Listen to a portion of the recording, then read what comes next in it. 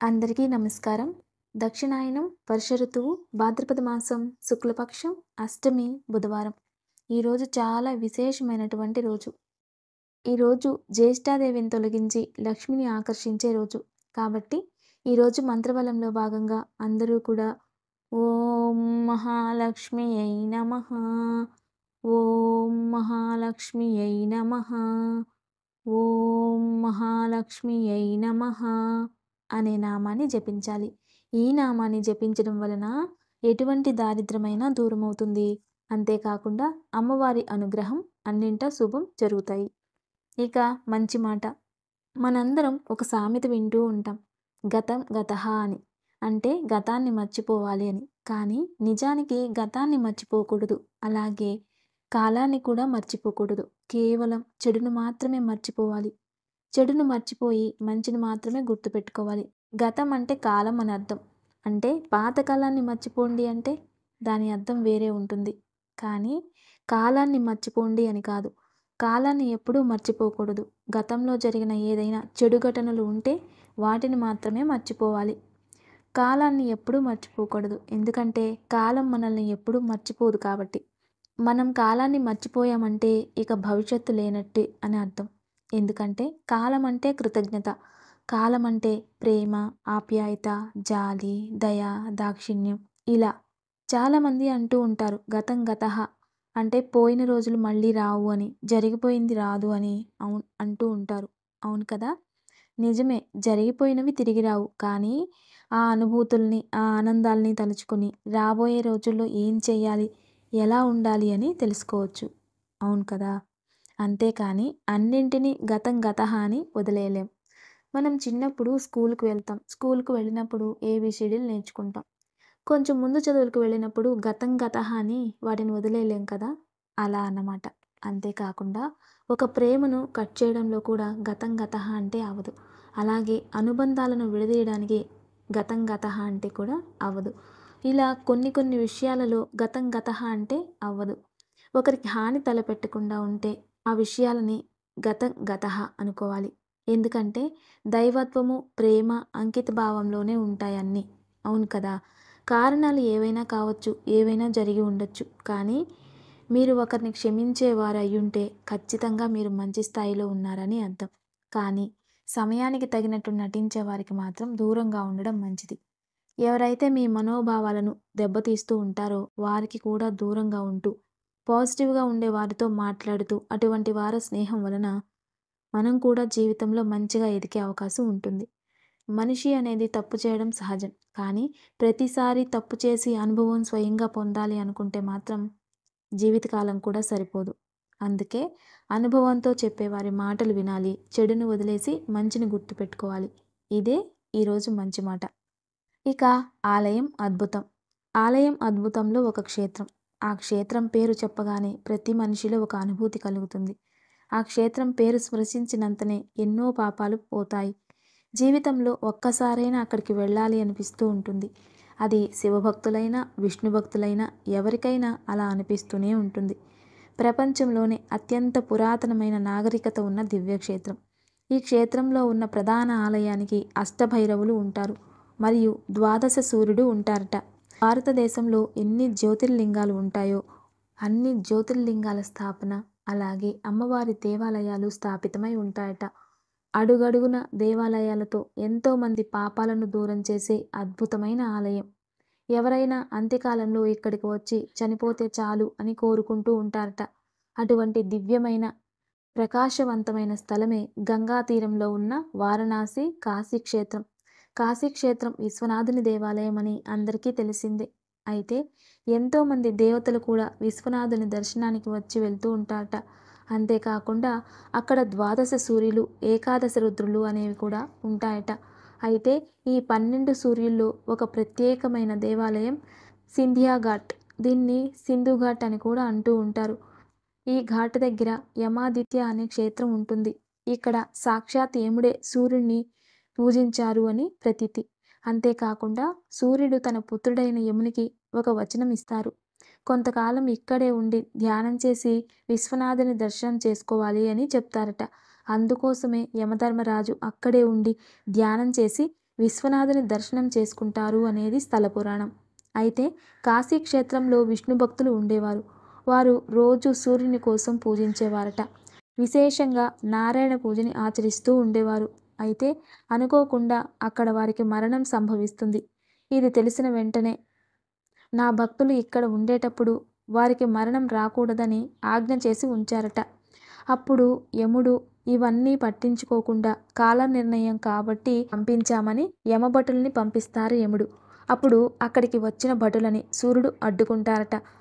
అప్పుడు స్వయంగా యముడే వచ్చి సూర్యుడిని క్షమాపణ కోరగా అప్పుడు సూర్యుడు ఆగ్రహించి, నువ్వు నా ఆజ్ఞను మీరావు కాబట్టి నువ్వు కూడా ఇక్కడే ఇదే క్షేత్రంలో ఉండి విశ్వనాథుని దర్శనం చేసుకున్నప్పుడే దీని నుండి విముక్తి లభిస్తుందని చెప్పగా అప్పుడు యముడే స్వయంగా సూర్యుడు నిలబడిన చోట సూర్య విగ్రహాన్ని చేసి ప్రతిరోజు సూర్యారాధన చేసి ఎన్నో ఏళ్ళు తపస్సునాచరించి విశ్వనాథుని దర్శనం చేసుకుని తర్వాత యమలోకానికి ప్రయాణం చేశారట.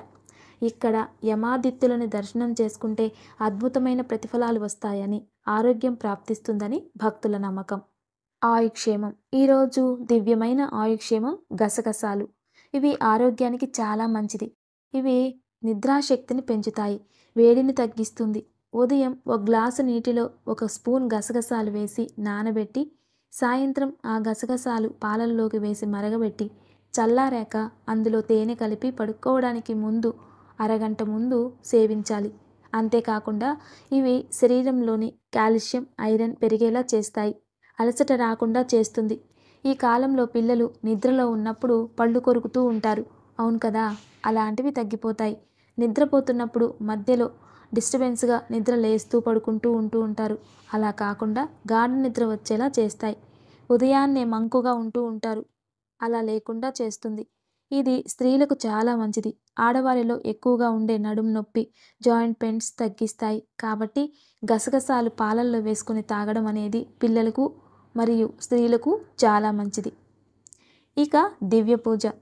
మీ జీవితంలో మీరు ఎవరినైనా మిస్ అవుతూ ఉంటే, లేదా వారు మీ మాట వినట్లేదు అనిపించినప్పుడు, లేదా వారు మిమ్మల్ని గౌరవించట్లేదు అన్నప్పుడు, అది భర్త కావచ్చు, మీ పిల్లలు కావచ్చు, లేదా మీ భార్య కావచ్చు, మీ అమ్మా నాన్న కూడా కావచ్చు. ఇలా ఎవరైనా మంచి పనికే దీనిని ఉపయోగించాలి. రేపు గురువారం, చాలా విశేషమైన రోజు. అయితే ఎవరైతే మీ మాట వినాలనుకుంటున్నారో వారి కోసం కొంచెం తేనె తీసుకొని అందులో కొంచెం కుంకుమ కలిపి తులసి కడ్డీతో భోజపత్రి మీద వారి పేరు రాయాలి. తర్వాత దానిలో చిటికెడు తెల్ల ఆవాలు వేసి మంచిగా చుట్టి పసుపు రంగు దారంతో కట్టేయాలి. తర్వాత తెల్ల జిల్లేడు చెట్టుకి దాన్ని కట్టిన తర్వాత దాని మీద కొంచెం పాలను మీ సంకల్పం చెప్పుకుంటూ పోసేయాలి. ఇలా చేయడం వలన మీ మనసులో కోరిన కోరిక ఖచ్చితంగా తీరుతుంది. ఇక ఇంట్లోనే పూజించే వారికి రేపు ఉదయాన్నే గంధం కానీ పసుపు కానీ నీటిలో వేసుకొని స్నానం చేసి గురు దత్తాత్రేయ దక్షిణామూర్తి వారి ముందు ఒక కొబ్బరికాయ కొట్టి అందులోనే నెయ్యి పోసి దీపారాధన చేయాలి. పసుపు రంగు పుష్పాలతో గురువును పూజించి గురునామాన్ని స్మరించాలి. ఇలా చేయడం వలన గురుబలం ప్రాప్తిస్తుంది. చేసే వృత్తిలో అభివృద్ధి జరుగుతుంది. ఉద్యోగం లేని వారికి ఉద్యోగం ప్రాప్తిస్తుంది. ఇక ఆలయ దర్శనం. ఎంతోమంది భక్తజనుల కోరికలు తీర్చుతున్న లక్ష్మీ నరసింహ ఆలయం. లక్ష్మీ నరసింహ అనగానే ఒక అనుభూతి కలుగుతుంది. హిరణ్యకశిపుని సంహారం కోసం నరసింహ అవతారం. హిరణ్యకశిపుడు వేరు, హిరణ్యాక్షుడు వేరు. హిరణ్యాక్షుడి సంహారం కోసం భగవంతుడి వరాహ అవతారం ఎత్తితే హిరణ్యకశిపుని కోసం నరసింహ అవతారాన్ని అవతరించారు. నరసింహస్వామి సంపూర్ణమైన జ్ఞానాన్ని అందిస్తారు.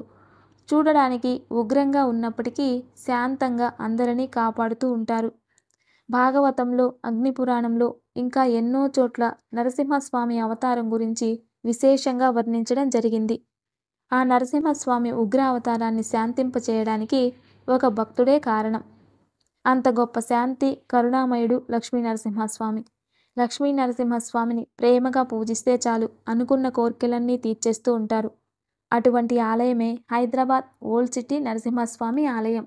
ఇందుగలడందు లేడను సందేహము వలదు, ఎందెందు వెతికినా అందందే గలడు దానవాగ్రుని వెంట అని ప్రహ్లాదుడు సెలవిచ్చిన వెంటనే హిరణ్యకశిపుడు స్తంభాన్ని బద్దలు కొట్టగా ఉగ్రరూపుడై బయటికి వచ్చినటువంటి నరసింహస్వామివారు అసురుడికి శాప విమోచనం కలిగించాడు. దుష్ట శిక్షణ శిష్ట రక్షణ చేసే స్వామివారు హిరణ్యకశిపుని సంహరించిన తర్వాత లక్ష్మీదేవి చల్లని చూపులకు శాంతించారు. అటువంటి లక్ష్మీ నరసింహస్వామివారు కొలువు తీరినటువంటి హైదరాబాద్ కోటిలోని దేవాలయాన్ని గురించిన విశేషాలు తెలుసుకుందాం. హైదరాబాద్లోని కోటిలో గల ప్రసూతి ఆసుపత్రి సమీపంలో శ్రీ లక్ష్మీ నరసింహస్వామి వారి దేవాలయం నెలకొని ఉంటుంది. 4 దశాబ్దాల చరిత్ర గల ఈ దేవాలయం ఎప్పటికప్పుడు నూతన హంగులను తీర్చుకుంటూ భక్తులకు దర్శనమిస్తుంది. దేవాలయంలోకి ప్రవేశించగానే ఎదురుగా అంతరాలయం దర్శనమిస్తుంది. గర్భగుడిలో శ్రీ సీతారామచంద్రస్వామి వారితో పాటు శ్రీ లక్ష్మీ నరసింహస్వామి వారి మూర్తులు కూడా దర్శనమిస్తూ ఉంటాయి. ప్రతినిత్యం అనేక మంది భక్తులు ఇక్కడ దైవ దర్శనం చేసుకుని తరిస్తూ ఉంటారు. ధనుర్మాసంలోనూ నృసింహ జయంతి పర్వదినాన ఈ దేవాలయంలో విశేషమైన పూజలు నిర్వహించబడతాయి. ప్రతి నృసింహ జయంతి రోజున ఇక్కడ ఎవరైనా ఒక భక్తుడికి స్వామివారు పూనడం ఈ ఆలయ విశేషంగా చెప్పుకోవాలి. స్వామివారి ఉత్సవమూర్తిని అలంకరించి ఒక వాలాన్ని అమర్చుతారు. పూనకంలో ఉన్న వ్యక్తి ఆ వాలంతో ఎవరినైతే చరుస్తారో వారికి శుభ ఫలితాలు చేకూరుతాయనేది భక్తుల నమ్మకం. ఇదే ఆలయ ప్రాంగణంలో నెలకొని ఉన్న ఆంజనేయ స్వామి వారి ఆలయాన్ని ప్రతి మంగళ శనివారాల్లో భక్తులు దర్శించుకొని తరిస్తూ ఉంటారు. ఈ 2 రోజుల్లో స్వామివారికి విశేష పూజలు నిర్వహించబడతాయి. ఇదే ఆలయ ప్రాంగణంలో ఉన్నటువంటి శివలింగం 400 ఏళ్ల నుండి భక్తుల పూజలు అందుకుంటుంది. ఇన్ని దేవతామూర్తులు కొలువు తీరి ఉన్న ఈ ప్రాంగణం కాబట్టే దర్శించుకున్న భక్తులకు పుణ్యం ప్రాప్తిస్తుంది అని భక్తులు ప్రగాఢంగా విశ్వసిస్తారు. కాబట్టి ఇలాంటి మహిమాన్వితమైన ఆలయాన్ని అందరూ కూడా దర్శించుకొని తరించాలని కోరుకుందాం. ఇక దివ్యమైన యోగక్షేమం. భార్యాభర్తల మధ్య గొడవలు తగ్గి సఖ్యత కలిగేందుకు, దూరంగా ఉన్న భార్యాభర్తలు దగ్గరయ్యేందుకు ఈరోజు సాయంత్రం రామాలయంలో నువ్వుల నూనెతో 2 దీపాలు వెలిగించి 5 ప్రదక్షిణలు చేయాలి. దేవాలయం వెళ్లే వీలు కాని వారు ఇంట్లోనే రాములవారి ముందు కొబ్బరి నూనెతో కానీ విప్ప నూనెతో కానీ దీపాలు వెలిగించి విష్ణు సహస్రనామ పారాయణ చేయాలి. ఓం శ్రీ సీతారామాయ నమః అనే మంత్రాన్ని 108 సార్లు జపిస్తూ తులసి దళాన్ని సమర్పించాలి. పూజానంతరం స్వామివారికి పాలు తేనె కలిపి నైవేద్యంగా సమర్పించాలి. అనంతరం ఆ తులసి దళాన్ని ఎండబెట్టి చూర్ణం చేసి తేనీటిలో కుటుంబ సభ్యులంతా స్వీకరించాలి. నమస్తే. Thanks for watching.